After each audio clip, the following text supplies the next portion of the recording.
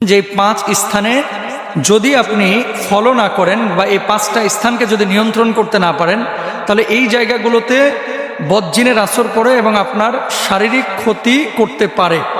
এখন আপনি উত্তরণের উপায় কি এবং কোথায় সেগুলো রয়েছে বা কোথায় সেগুলো থাকে? দেখেন, ঘরের এমন কিছু জায়গা রয়েছে যে জায়গাগুলোতে কেউ কোনোদিন শয় নাই, আপনি বিছানা করে রেখে দিয়েছেন এবং ঈদের পরের দিন শুয়েছেন, শোয়ার পরে 1 বছর আপনি ঢাকায় রয়েছেন, আগামী ঈদ পর্যন্ত বিছানাটাকে ওইভাবে আপনি রেখে দিয়েছেন। এইরকম বিছানা আপনারা রাখবেন না। 2 নম্বর, আলমিরার মধ্যে এমন কিছু কাপড় চোপড় আপনারা রাখেন যে কাপড় চোপড়গুলো আপনি খুলেন না সহজে।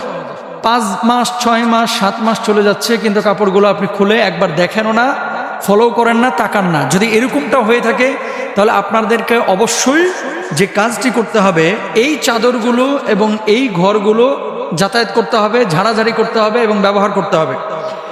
রাসূল সাল্লাল্লাহু আলাইহি ওয়াসাল্লাম কি বলছেন?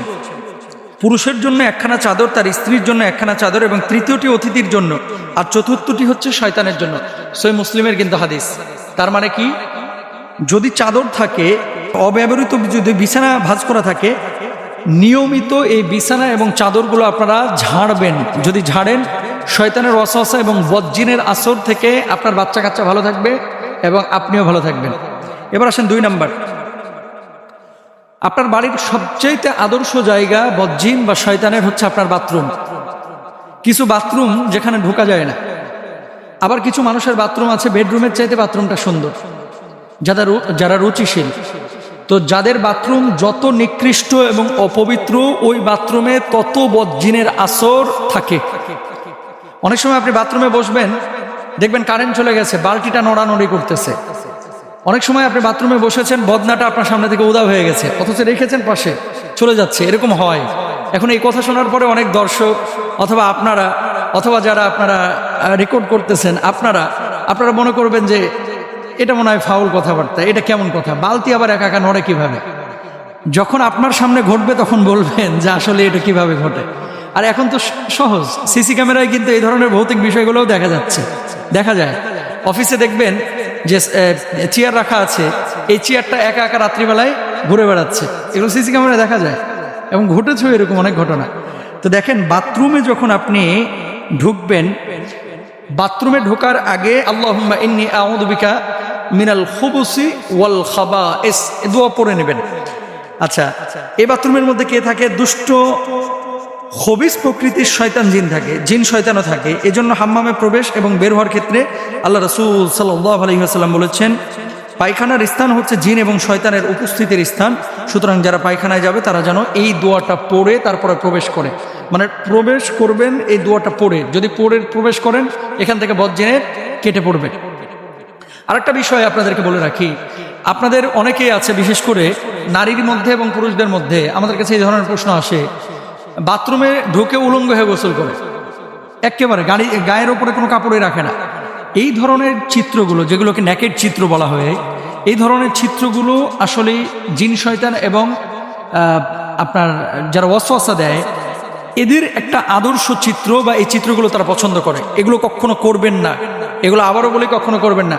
প্যান্ট পরে ঢুকেছেন বা লুঙ্গি পরে ঢুকেছেন, ওটা পরে আপনি গোসলটা করবেন ইনশাআল্লাহ তাআলা। আর কিছু মানুষ দেখবেন উপুর হয়ে শয়, মানে নিতম্ব ওপরের দিকে, বুকটা নিচের দিকে, বালিশের ওপরে বুকটা রেখে উপুর হয়ে শয়, এভাবে আপনারা শুবেন না। এই ধরনের শোয়া যারা অবলম্বন করে, বদজিনের আসর এবং বোবা জিন তাদেরকে বেশি ধরে। এটা রাসূল আকরাম সাল্লাল্লাহু আলাইহি ওয়াসাল্লাম পছন্দ করেন নাই, আপনারা খেয়াল করবেন। এবং যখন বাথরুম থেকে বের হবেন তখন গুফরান একা পড়বেন। আর বিশেষ করে সন্ধ্যাবেলায় আপনারা জানালাগুলো লাগায় রাখবেন। সন্ধ্যাবেলায় যখন মাগরিবের আজান হবে তার আগে আপনারা জানালা লাগায় দেবেন। আপনারা কি করেন, জানালাটা লাগান কখন? রাত 10টার পরে, অথবা মশা আসলে লাগান, তাছাড়া লাগাইতে চান না, পোকা আসলে লাগান। কিন্তু পোকা মশার চাইতে বড় শয়তান হচ্ছে জিন, যারা বদজিন, এগুলো আপনার ক্ষতি করতে পারে, এটা খেয়াল রাখবেন। 3 নাম্বার আসেন, কিছু জামা কাপড় আপনারা দীর্ঘদিন ঝোলায় রাখেন এবং রাসূল আকরাম সাল্লাল্লাহু আলাইহি ওয়াসাল্লাম বলছেন, তোমাদের জামা কাপড় ভাঁজ করে রাখো, কারণ এইসব জামা কাপড়ের কাছে দুষ্ট জনেরা ফিরে ফিরে আসে, আর শয়তান ভাঁজ করা জামা কাপড় পরে না, মেলে দেওয়া পোশাক পেলে পরিধান করে। এটা সিলসিলা যায়িফার মধ্যে রয়েছে 2801 নম্বর অংশে।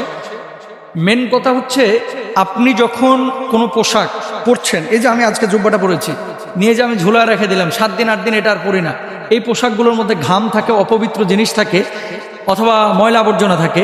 এই পোশাকগুলো জিনদের মানে বদজিনের একটা আদর্শ পোশাক, এগুলো তারা পছন্দ করে, এগুলোর উপরে প্রভাব ফেলে। আচ্ছা, আরেকটা বিষয় আপনাদেরকে বলি, অনেকে চর্বি আপনারা খেয়েছেন, খেয়ে হাতটারে আপনার গামছার সাথে মুছে তারপরে রেখে দেন, এগুলো করবেন না। যেখানে চর্বি, গরুর গোস্ত খেয়েছে, টিস্যু দিয়ে মুখটা মুছে, টিস্যুটা আস্তে করে ওই বিছানার কোনায় ফেলে ফেলে দেয়, এগুলো জিনের খাবার এবং জিনেরা এগুলো পছন্দ করে। হাড্ডি চুষে নেহারি খেয়েছে, নেহারির হাড্ডিটাকে নিয়ে যে কি করে আস্তে করে ওই যে বেডরুমে ঘুমায় এর জানলার পাশে নিয়ে যে ফেলায় ফেলে দেয় কাঁঠাল তলায়, এগুলো করবেন না। প্রাণী বা মানুষের মূর্তি, পুতুল, যেই ঘরে যত বেশি ছবি, পুতুল এবং মূর্তি থাকবে সেই ঘরে জিন তত বেশি ঢুকবে, বদজিন, খারাপ জিন, রহমতের ফেরেশতা ঢুকবে না, এটা খেয়াল রাখবেন ইনশাআল্লাহ। বিশেষ করে আপনারা টুথপেস্ট, শ্যাম্পু, মেয়েদের মেকআপ বক্স অথবা এমন কিছু ছবি আপনারা ঝুলে রাখেন, ক্লোজ আপ কিনছেন, কেনার পরে দেখতেছেন বেডি ওই দাঁত কেলায় হাসতেছে, ওটা নিয়ে যে আপনি ঘরের মধ্যে রেখে দিচ্ছেন। আছেন এরকম ক্রিমের বক্সে অনেক সময় মেয়েদের ছবি থাকে, এগুলো রাখবেন না ইনশাআল্লাহ। তারপরে 5 নাম্বার হচ্ছে আগুন জ্বালানোর স্থান। বিশেষ করে খড়খোটা যারা ইউজ করেন, গ্যাসের চুলা যারা ব্যবহার করেন, চুলা উনুন যারা ব্যবহার করেন, এই সমস্ত জায়গাগুলো হচ্ছে জিনের আদর্শ জায়গা। এই জায়গাগুলো কি করবেন, চুলা জ্বালাবার পূর্বে বিসমিল্লাহ বলবেন এবং মাঝে সূরা ফাতিহা লবণ মিশ্রিত পানিতে ফুঁকে ঘর দোর মোছা উত্তম অভ্যাস করবেন। কেমন? যখন আপনি ঘরে মুছতেছেন কি করেন, স্যাভলন পানি দেন তারপরে মুছেন, তাই না?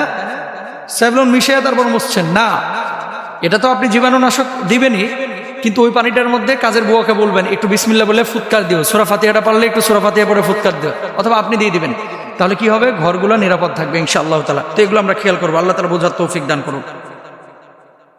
পৃথিবীর মানুষ এমন দুটো জিনিস আছে, যখন পায় মানুষ মূল্যায়ন করে না, কিন্তু যখন হারায় তখন মাথা ঠুকে শত কান্না করে আর্তনাদ করে আর ফিরে পায় না। এই দুটি জিনিস বড় দামি জিনিস পৃথিবীর বুকে। দেখেন, টাকা আজ আছে কাল নাই, আপনার বাড়িটা আজ আছে কাল নাই, আপনার সম্পদ আজ আছে কাল নাই, কিন্তু এই দুটি জিনিস সবচেয়ে মূল্যবান আপনার জীবনে। আচ্ছা, আপনাকে বলি একটা কথা, সেটা হচ্ছে আপনার স্ত্রী আপনার জন্য রোস্ট রান্না করেছে, পায়েস রান্না করেছে, গরু, খাসি, মুরগি যা আছে আপনি যা পছন্দের খাবার সব রান্না বান্না করেছে, কিন্তু আবারও বলি কিন্তু আপনার শরীরটা ভালো না, পেটে পীড়া, গোশত হজম হয় না, আপনি খাইতে পারেন না। এই অসুস্থ অবস্থায় যদি আপনার স্ত্রী ভালো ভালো খাবার আপনার সামনে দেয়, কেমন লাগবে? আপনি রাগান্বিত হবেন, আরো ক্রোধান্বিত হবেন, হয়তো বা বউর উপরে হাত তুলবেন, নাউজুবিল্লাহি মিন যালিক। এটা ভালো কাজ না। দুইটি জিনিস এমন রয়েছে যে দুইটি জিনিস আল্লাহ তাআলা মানুষকে দিলে মানুষ যখন পায় তখন মূল্যায়ন করে না। কি? হাদিসের মধ্যে দেখেন, সহিহ বুখারী হাদিস 6412 নম্বর হাদিস, আল্লাহ রাসূল সাল্লাল্লাহু আলাইহি ওয়াসাল্লাম বলছেন, নি'মাতান মাকবুনুন ফীহিমা কাসীরুম মিনান নাস, আস-সিহহাতু ওয়াল ফারাগু। দুটি জিনিস এরকম আছে, মানুষের মধ্যে অধিকাংশ মানুষ দুটি নিয়ামতের খুব অবহেলা করে। একটি হলো সুস্থতা আর অপরটি হলো অবসরতা। আস-সিহহাতু ওয়াল ফারাগু। মানুষ যখন সুস্থ থাকে তখন মানুষ কিন্তু আল্লাহর সাথে গাদ্দারি বেঈমানি বেশি করে। মানুষ যখন অসুস্থ হয়ে যায়, অপারেশনের সময় হয়, হার্টে ব্লক তৈরি হয়, কিডনিতে ইনফেকশন দেখা যায়, ফুসফুসে কোনো ধরনের সংক্রমণ দেখা যায়, মানুষ কিন্তু সামনের কাতারে নামাজ পড়ে। খেয়াল করে দেখেন, বড় কোনো রোগ যখন ধরা পড়ে মানুষ নামাজ ছাড়ে না, কিন্তু যখন রোগ নাই, মানুষ সুস্থ সবল স্বাভাবিক, তখন নামাজ পড়ে না। কুরআনুল কারীমের 11 নম্বর পারার 10 নম্বর পৃষ্ঠায় আল্লাহ তাআলা কি বলছেন খেয়াল করেন, সূরা ইউনূসের মধ্যে, ওয়া ইদা আযাকনা আন-নাসা রাহমাতাম মিন বাদি দাররা আমাসসাতহুম ইদা লাহুম মাকরুম ফি আয়াতিনা। মানুষকে বিপদ আপদের পরে আমি আল্লাহ তাআলা যখন সুস্থ স্বাভাবিক জীবন দান করি, মানুষ আল্লাহর সঙ্গে গাদ্দারি বেঈমানি করে। ওখানে চমৎকার করে উদাহরণ দেওয়া হয়েছে, ওয়াজারাইনা বিহিম বিরিহিন তাইয়্যিবা ওয়া ফারিহু বিহা জাতহা রিহুন আসিফ ওয়া জাআহুমুল মাউজু মিন কুল্লি মাকানি ওয়া যান্নু আন্নাহু মুহাইতা বিহিম। কি বলছেন আল্লাহ তাআলা? দুনিয়ার মানুষের গাদ্দারির উপমা পেশ করেছেন। কেমন গাদ্দারি করে মানুষ? যখন জলযানে আরোহণ করে, দেখবেন বরিশালে যখন মানুষ লঞ্চে যায়, ওই চাঁদপুরে যখন লঞ্চে যায়, কিছু মানুষ আছে কানের মধ্যে দুটো বল্টু লাগায়া, হেডফোন লাগায়া ওই নাটক সিনেমা দেখে, নাচ গান দেখে, গার্লফ্রেন্ড বয়ফ্রেন্ড আলাপ আলোচনা করে। এরকম আছে কিন্তু অসংখ্য মানুষ। দক্ষিণা বাতাস যখন গায়ে লাগতেছে, আহা কি শান্তি, সেই রাম ওয়েদার, এরকম কিন্তু বলে থাকে, সেই রাম ওয়েদার, সেই রকম আবহাওয়া। আল্লাহকে একটাবারের জন্য স্মরণ করে না যে এত বড় জাহাজটা এই সাগরের বুক চিরে কিভাবে সামনে এগিয়ে যাচ্ছে, একটাবারও খেয়াল করে না। হয়তো বা কিছু বুড়া থুথুরা মানুষ যাদের মোবাইল নাই, বাটন ফোন নিয়ে বসে থাকে, এগুলো খালি আল্লাহ বিল্লাহ করে। আর যুবক যত আছে, যুবতী যা আছে, দেখবেন খালি ছবি তুলে, সেলফি তুলে, আর এই যে মোবাইল নিয়ে ব্যস্ত। অথচ আল্লাহ তাআলা কি বলছেন, বান্দা স্মরণ করলি না,